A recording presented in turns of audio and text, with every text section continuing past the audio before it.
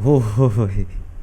Hello, what is up sa inyo lahat guys? Welcome back sa aking channel and welcome back dito sa isa na namang content. Okay, so it's Tuesday today and alam niyo naman di ako nag-upload ng Tuesday pero ito na yung sinasabi ko sa inyo noong nakaraan na gusto kong mag-upload ng more content para sa inyo guys. Gusto kong i-try at least mag full time dito sa YouTube. Full time ako dati sa YouTube and umalis ako. Nagpahinga ako doon sa main channel ko. Tapos ngayon is magbabalik ako dito. Full time ulit tayo sa YouTube. Itatry ko. Okay, so iniisip ko na mag-upload every Tuesday. Monday is yung random games na may isip ko. Wala naman kasi nagsasuggest sa inyo. Tapos Tuesday is ganito mga reaction videos about sa current trend ng mga gaming. About games, all about games, no? Basta related sa games, as long as it's related sa games, may it be an issue or upcoming games like this one, yung gagawin natin ngayon. Okay, gagawa natin ng video yan. Tapos Wednesday is palit o sulit pa rin. Friday wala. Oh, sorry. Yeah. Saturday is yung ano pa rin, yung sa server development. Tapos Sunday is social issue or yung issue sa real life. Okay, yung issue natin na sa real life. Ganun. Okay. Yun yung balak ko sa channel, no? Moving forward. So, konting announcement lang. So, good luck with that, no? Hopefully, maging consistent tayo dyan or maging consistent ako sa pag-upload ng content para sa inyo guys. No, iniisip ko kasi is dagdagan or taasan yung upload frequency, no, ng akin dito sa aking channel.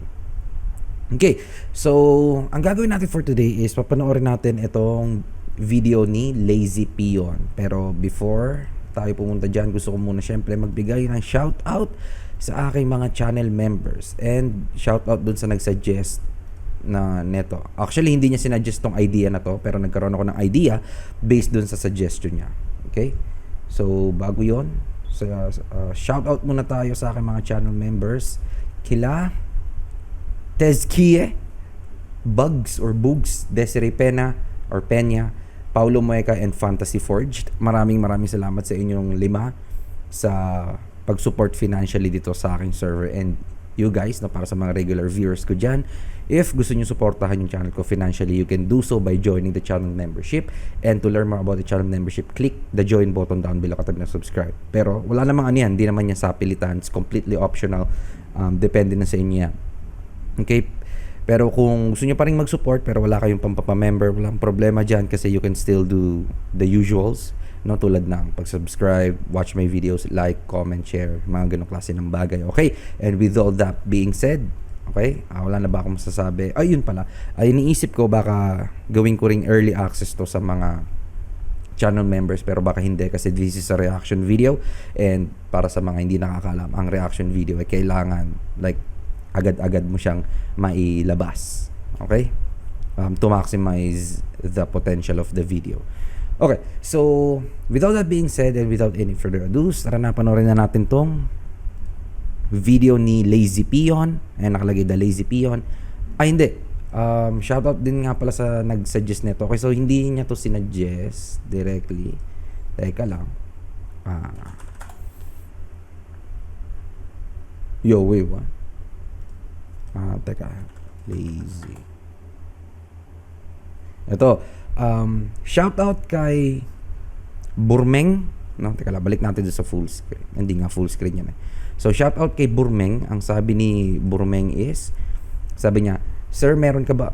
Hindi, nagtatanong siya na about sa Ragnarok. Okay. Tapos, ito yung sinabi niya. Tapos, sana boss, mag-content ka din katulad ni Lazy Peon. Si Lazy Peon, matagal ko na siyang pinapanood kasi isa siya sa mga pinapanood ko pagka gusto kong maghanap ng mga bagong MMORPG. Okay? Kaya kilala ko talaga yon si Lazy Peon. Not personally, of course. Okay? Tapos sabi niya, wala kasi ako makita na gumagawa nun ng Tagalog content niya na nagre-review ng mga MMO na bagong labas. I hope mag-grow pa channel mo po. Ikaw pinaka-authentic and trusted na nagre-review ng games. No bias and straight to the point. Okay, so maraming salamat Burmeng sa comment mo. And unfortunately, siguro sa ngayon hindi ko pa magagawa ng content katulad ng ginagawa ni Lazy Peon. Well, bakit? Kasi it involves a lot of research. Sa research pa lang medyo dehado na kasi one-man army ako dito sa aking channel, and meron pa akong work, meron akong day job, and meron akong part-time job. Okay? Freelance work. Not to mention yung editing. Kaya nga yung mga makikita nyo yung mga videos ko dito is hindi ko ina-edit, diba? Anyway, that's besides the point. The point is, sa ngayon, baka hindi ko muna magawa yung sinuggest mo. Pero ayun, dahil sa suggestion, nakaisip ako ng paraan para gumawa ng content. And ito na yun. Okay? So, without any further ado, tara na, ito na talaga. Okay, so panoorin natin. Ito ay The Future of MMOs. Ang nag-upload si Lazy Pion. Okay, so yung opinion ko is later na, pagtapos ng video, doon ko na sasabihin sa inyo. Okay? So panoorin natin siya. Let's go. I'm sure many of you at one point have wondered to yourself what the future of MMORPGs would look like. Funnily enough, this is something I would think about constantly in the mid-2000s when games like RuneScape and WoW were at their peaks, and the genre as a whole was exploding in popularity. MMORPGs were at one point the hype genre. Everyone wanted to make an MMO, and so many were releasing that it was hard to keep up. Back then, I'd say to myself, if MMOs are this amazing now, can you imagine how incredible they'll be in 10 to 20 years' time? Fast forward 20 years, and that's quite a funny statement to look back on. My favourite MMOs are still RuneScape and World of Warcraft. We've had a few interesting releases that come out and caught my attention for a while, such as BDO, New World and Lost Ark, but nothing life-changing. If I was to go back in time and tell pre-teen Peon that he'll still be playing RuneScape in 2024, then he wouldn't believe me. But that begs the question, what does the future of MMOs actually look like? Surely we're not going to look back on this video in another 10 to 20 years and still have WoW, Final Fantasy XIV and RuneScape dominating the genre decades later. But first, today's sponsor, Ragnarok Origin, a free-to-play MMORPG available on mobile and PC, and the official sequel to the beloved Okay. Yes, sure. Online. Whatever. The highly anticipated Awakening update for Ragnarok Origin is finally here and is packed with epic new content. First up, we've got the third job chain where iconic classes like the Lord Knight and High Priest are sent to become even more powerful Rune Knights and Archbishops. Imagine wielding the might of dragons or channeling divine power. The possibilities are endless. But that's not all. The Awakening update also brings exciting new events like the Clash of Chaos, where you'll face off against fearsome demon lords, and the Pouring Deck, where you'll test your luck for amazing rewards. Plus, you can now build your very own airship and sail the skies with your loyal pet crew. And for those of you in Latin America, Ragnarok Origin is now fully localized in Brazilian, Portuguese, Latin Spanish, and American English. So no matter where you are, you can now experience the magic of this beloved franchise. Cool. So what are you waiting for? Download Ragnarok Origin today and dive into the Awakening update, unleash your true potential, explore new challenges, and create unforgettable memories in the world of Midgard. So, the future of MMOs, how will the genre look 10 to 20 years from now in, say, 2035 to 2045? Will things change much at all? Obviously, this entire video is just a fun discussion and is entirely subjective, but I think MMOs will be completely different 10 to 20 years from now for one simple but major reason. Artificial intelligence. In the past 2 years, we've seen AI progress at such a rapid rate and completely transform multiple industries that I find it hard to believe it will be different 10 to 20 years from now for one simple but major reason. Artificial intelligence. In the past 2 years, we've seen AI progress at such a rapid rate and completely transform multiple industries that I find it hard to believe it won't continue to evolve and have a much greater effect on the gaming industry than what it's already had. For MMOs in particular, these are games on the game. Prompt. Beautiful snowy Tokyo City in bustling. The camera moves through the bustling city street, following several people enjoying the beautiful snow weather and shopping at nearby stalls. Gorgeous sakura petals are flying through the wind along with snowflakes. Oh my god. You know what? Medyo nakaka ano yung AI. Parang nakakatakot na talaga, pero hindi pa rin to the point na mapapalitan yung mga talagang job ng tao. Well, yung iba, ganun yung nangyayari, pero I don't think na, siguro sa future, di ba? Mangyayari yun. Like, kumbaga, inevitable na talaga siya. Especially yung mga nasa creative industry, mga video editor, mga script writers, mga storytellers, yung mga ganyan, 'di ba? Voice over artists. Sila yung maapektuhan ng sobra. Which is nakakalungkot yung gano'n. Pero yeah, katulad ng sinabi ko, that's inevitable or hindi mapipigilan yung gano'n. Nakatakot lang. Okay? Anyway. Gaming industry than what it's already had. For MMOs in particular, these are games that take years to make and are seen as a highly risky endeavor to take on for any developer. However, what if AI progressed to the point where it became so intelligent that entire games could be coded by AI simply via prompts? Oh my Similar to how you god. can prompt AI to basically create any art image you can think of. Imagine being able to do a prompt like this. Create me a high fantasy world in the same style as World of Warcraft. Use Unreal Engine 7, high fidelity graphics, generate me 100 unique quests with interconnected storylines, and make the gameplay similar to Black Desert Online whilst keeping the traditional WoW archetypes. Even as I'm writing this, I can already imagine how scuffed this prompt would be if attempted by the AI of today. The animations would be trash, the visuals would likely be inconsistent. Pero katulad ng sinabi niya, what if mag-progress yung AI to the point na kaya nang gawin ng AI yun? Like, what if? Diba? Yo, that's crazy. Medyo nakakatakot yung ganun kasi like, kung yung mga tao, yung mga totoong developers, mga gaming company, nagde-develop sila ng games like MMO, may it be MMO, FPS or whatever na genre, diba? Dine-develop nila yun for years. Tapos yung AI, sabihin na natin 1 month tops dahil sa mga revisions, mga ganun, or sabihin na natin, I don't know, half a year. Magiging sobrang dami yung games to the point na parang magiging saturated na. And ang pangit nung ganun kasi hindi magkakaroon ng solid community yung isang game. Wow. Okay. And it's probably going to be unplayable. But let's just imagine that AI can reach a point where it could generate a quality game from that simple prompt alone. At the rate things have been progressing, it's certainly within the realm of possibility, and at that point, then what? The biggest hurdle of MMO development would have been eliminated. With the help of AI, MMO devs could potentially create content at a faster rate than the player base could consume it. Katulad ng sinabi ko, di ba?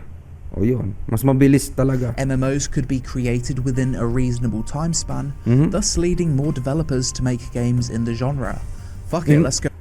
Tignan mo, Time sabi span, dito, thus leading typically 4 to 8 years depending on how ambitious or kung depende sa kung ano yung gusto nilang mangyari dun sa game, no? For something as big as World of Warcraft or Black Desert, siguro yun yung mga at least 4 years. Maybe even at least 5-6 years. 'Di ba? Wow, tapos imagine gagawin ng AI yun for like what? 6 months kasama na yung revisions, yung mga ganong klase ng bagay. Like gagawin nila yung draft. Ipapagawa nila sa AI yung draft. Tapos sabihin natin 1 year, 'di ba? I mean, the point is mas mabilis na yung pag-develop ng game. more developers to make games in the genre. Fuck it, let's go even further. Imagine 50 to 100 years from now, AI becomes so advanced that it can create better MMOs than any human could. We then tell the AI to populate this MMO with other AI players, so lifelike that you wouldn't be able to tell that it's not a real person. Matrix. The future of MMOs could, in reality, be single player with lifelike bots, which the more I think about becomes a little bit too dystopian for my liking. I actually think the first major way AI will be used in MMOs is to create lifelike bots to keep old MMOs feeling alive. If you genuinely can't tell the difference, then this would actually have a positive overall experience to the player, so long as it's the developers who are in control of these bots. RuneScape is an MMO that basically already has this, although it's not done by the devs for the purpose of populating the game. RuneScape for the past 20 years has been one of the most botted MMOs, mostly due to the grindy nature of the game, as well as its massive gold selling industry. RuneScape bots, with the help of AI, have advanced to the point of being able to talk and respond to Hindi ko other na laro players to tong avoid RuneScape. detection. Pero alam ko And tong it's not RuneScape. just simple tasks the bots are doing now either. I recently watched a video of Odablock, who's probably the best PvP player in RuneScape, fighting against an undefeated PvP bot. The bot actually beat him in the first fight until Oda figured out its weakness and beat it 2-1. So when it comes to gameplay, we're probably already at the point where AI and bots are already capable of easily playing at the same level or better than your average MMO player. So AI being used to simulate real players in dead games to keep them feeling alive is one positive for the future of MMOs, but this also brings with it a big challenge for developers. If human-like bots, indistinguishable from a real person, become widely available, can you imagine the impact this will have on the RMT gold selling industry? Real money Gold trading. sellers could avoid bans much easier, they could use AI to code the bots to a point where there's no obvious patterns, and the cost to run these operations would become lower and lower with less need to hire human workers. So that's my first major prediction. AI will make the creation of MMOs much cheaper, smaller dev teams will be able to feasibly make an MMO within a decent time frame, AI will help with art assets, programming, procedural generation, music, and so on. Game studios will be hiring prompt engineers, and MMOs could get to a point where... Yo, prompt engineers. Is that a thing? Prompt engineer. Okay, so I am a software engineer. Para sa mga hindi nakakaalam is kami yung, or at least yung ginagawa ko, nagde-develop and nagde-design ako ng website, front end and back end.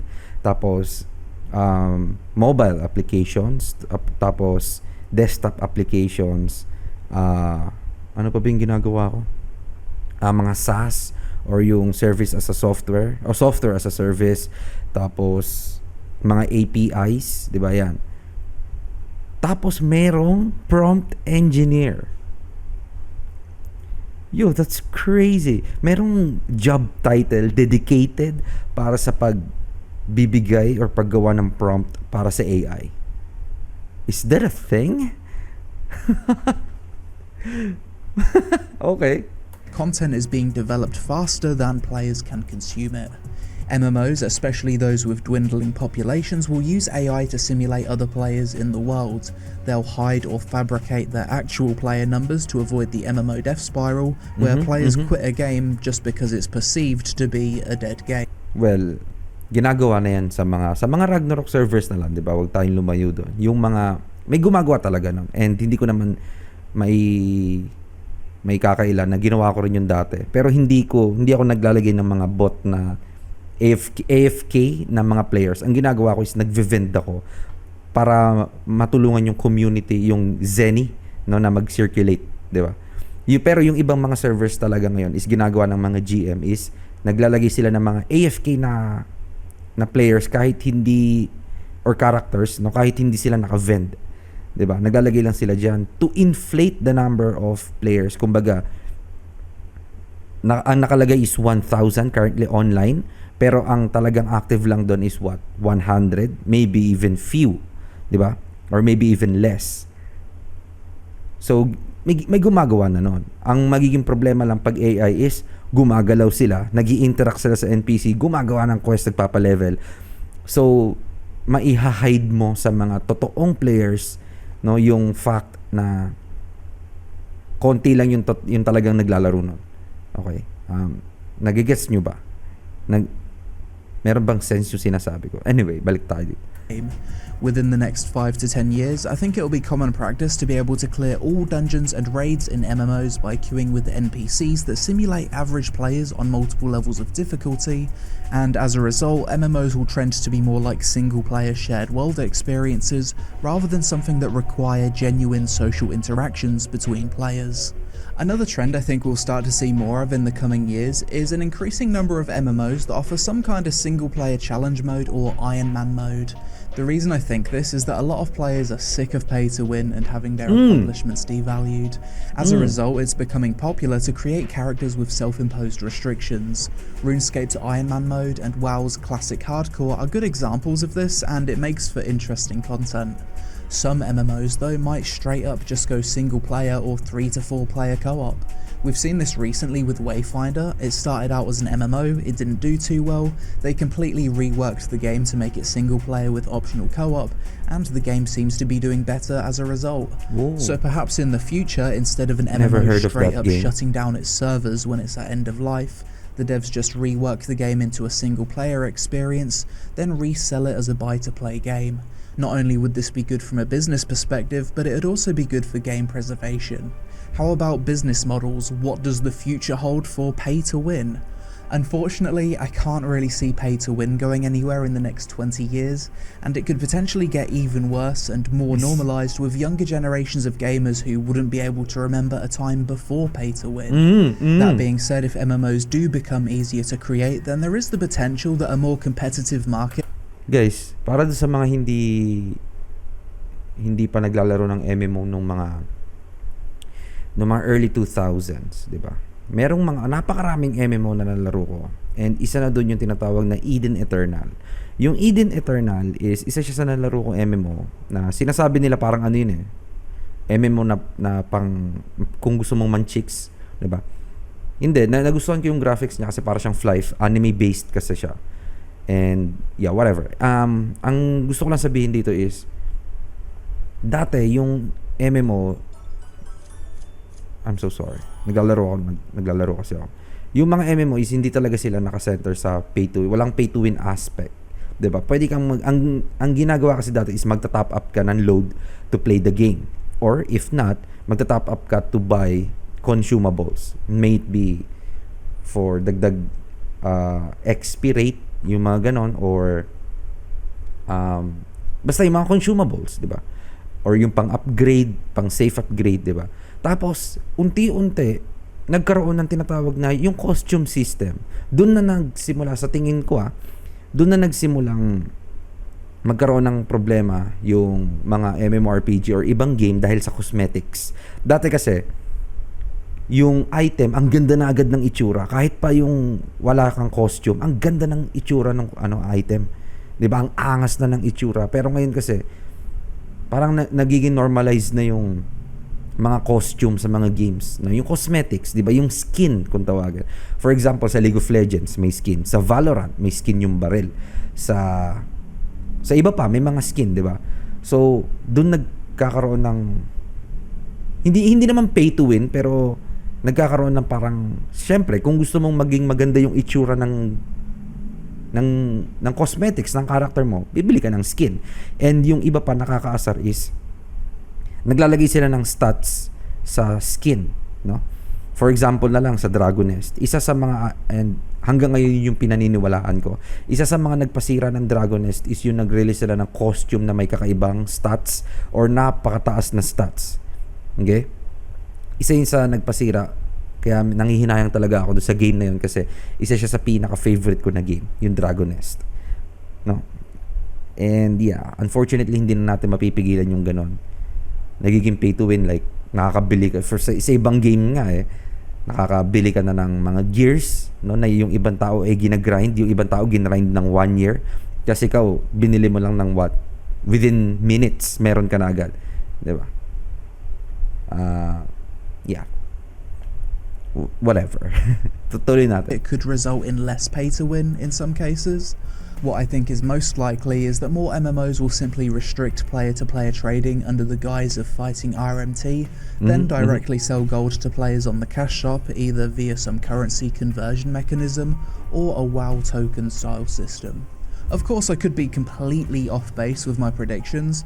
Perhaps the future of MMOs looks more similar to something like the movie Ready Player One, which is set in the year 2045. In a future like that, I suppose cheating or rule breaking in MMOs would be a thing of the past, as I'd imagine at that point your online gaming accounts would be tied to your real life identity.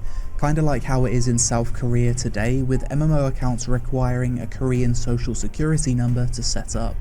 I remember when I first watched the anime Sword Art Online, and the idea of a full dive immersive world had me super excited. Yes. Funnily enough, that anime was set in the year 2022, so the writers were clearly a little bit too optimistic about the speed technology would progress. Okay. To be fair, yung VR is na-release. Hindi nga lang yung, ano ba tawag dito? nakalimutan ko yung tawag sa ginagamit ng sa world ng Sword Art Online. Ano ba to? Parang neuro something. Yun yung gamit nila na VR headset. Yun. Pero ang angas ng concept ng Sword Art Online, ha? Okay. And also, yeah, to be fair, na-release naman yung VR. So, I think ayun na yung that's ano ba? Nakalimutan ko yung term. Pero ayun yung pinakamalapit na makukuha natin doon sa game na yun, yung VR, virtual reality. Meron tayong augmented reality yung AR, pero that's the same naman eh. Wala ka talaga dun sa game. Pero ayos din naman. Either way, I just hope we get full dive MMO tech before I'm an old man and I can't move around like I used to. Maybe in real life we'd be old, slow and fragile, but in the Oasis we could basically be ageless. It's a fun topic to think about, although slightly scary at the same time. In the near future, the next 10 years or so, I think we'll get one more generation of MMOs before we really see AI start to take over. We'll see games like Ashes of Creation, the Riot MMO, Arcade 2 and a few other big releases come out, but after that I think the following generation would be AI driven, and kinda unrecognisable from what we have today. This was a fun video to make and I really do enjoy thinking and speculating about the future. I'd love to hear your thoughts on what the future of MMOs might bring in the comments below. Are you optimistic about the future? Pessimistic? No. Do you think AI will be good Pessimist. or bad for gaming? If you enjoyed the vid, then help us out with a like for the algorithm, social media hindi ako on screen. nakalag Thanks in. for watching and I'll see Hindi you ako in the nakalag. next one. Okay. So, ito yung aking magiging takeaway dito sa isa tanong ni Lazy P yun, 'di ba? Yung future of MMO. Pero bago yun, sasabihin ko lang muna sa inyo yung ano bang style ng MMO yung gusto ko. Okay. So, unang-una, ang gusto kong style ng MMO is yung mala old school talaga. Yung Dragoness kasi ang tawag doon is instance-based or dungeon-based MMO. Yung World of Warcraft is open world. Okay? Wala na akong pake kung instance-based or open world. As long as same sila nung dalawa, World of Warcraft or Dragoness. Same UI, napakaraming skill, maganda yung storyline, tapos mag-grind ka talaga and hopefully walang costume na makakapagpasira ng game. Okay, pwedeng costume pero wala sana kakaibang stats. Anyway, so ayun yung gusto ko, ayun yung standard ko. May magagawa ba ako? Ayun yung sinet na standard sa akin ng dalawang game na yun, and that's sobrang ganda ng game na yun. 'Di ba? Nandiyan yung Run Online, Cabal, and yan yung isa sa mga or iilan na mga MMORPG na magaganda talaga. Yun yung kaputukan ng MMO, 'di ba? Run, Cabal, what else? Fly, Ragnarok, yan, yung mga ganyan. So, ayun yung ganun yung standard ko, and ayun yung mga gusto kong MMO na i-release in the future. Hopefully, meron pang gumawa nun. Unfortunately, ito na yung sinasabi ni MMO, ni Lazy P yun. Ano daw ba yung tingin ko? Optimistic or pessimist? Pessimist ako sa mga pessimist ako na magkakaroon pa ng ganung klase ng game. Bakit? Kasi ang future natin is cross-platform na talaga. That's inevitable. Hindi mo na mapipigilan yun. Cross-platform, ibig sabihin pwede sa PC, pwede sa mobile, pwede sa console, 'di ba? Hell, even pwede sa browser. 'Di ba? Dati kasi pag PC lang, pag console lang, no? Unless gagamit ka ng emulator. 'Yon, pwede mo laruin yung mga console games sa PC or pwede kang maglaro ng console games sa phone mo. Okay? So anyway, ayun. I hate MMORPG or online games na cross-platform. Gusto ko pag PC lang. Ganon. Pero, well, yeah. Again, iba na kasi yung market ngayon, iba na yung trend, and iba na yung world ngayon. Okay? Halos lahat meron ng console, halos lahat meron ng PC, and especially halos lahat meron ng mobile phone, Android phone. 'Di ba? Kaya yun yung tina-target ng mga company.